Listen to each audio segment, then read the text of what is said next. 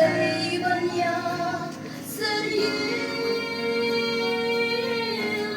ya utirat sin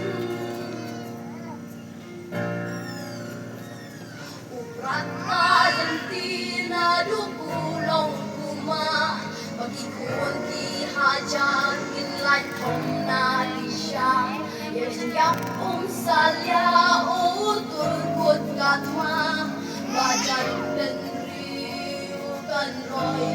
tanpa bentang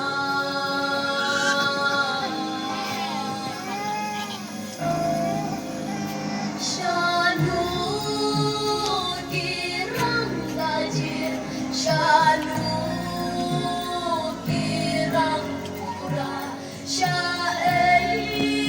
ingin syam yakin kumputirot sing lajwan pansyam mentang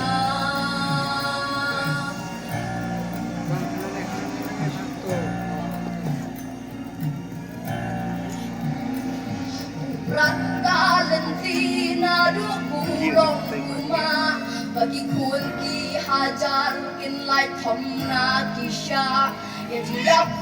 saya utur kut katma bajat ben riukan roy tanpa bentang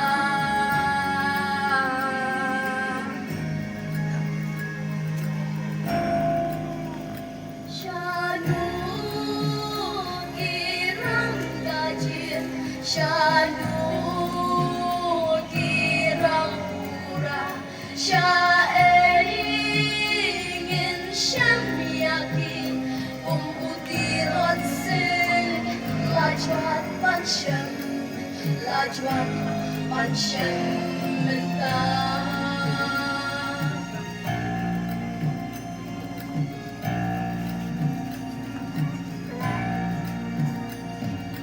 Uruting syanda dupulong kuma Pagikot ki hajar kinlay na kisya Maubad kanya kari userta Wakwan hanya trakya laban sim Usar tajwan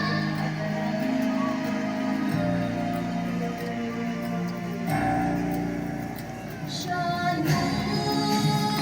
kirang gajir Shanu kirang pura ingin syam yakin kumputirot sing lajwan pansyam mentang Shanu kirang gajir Shanu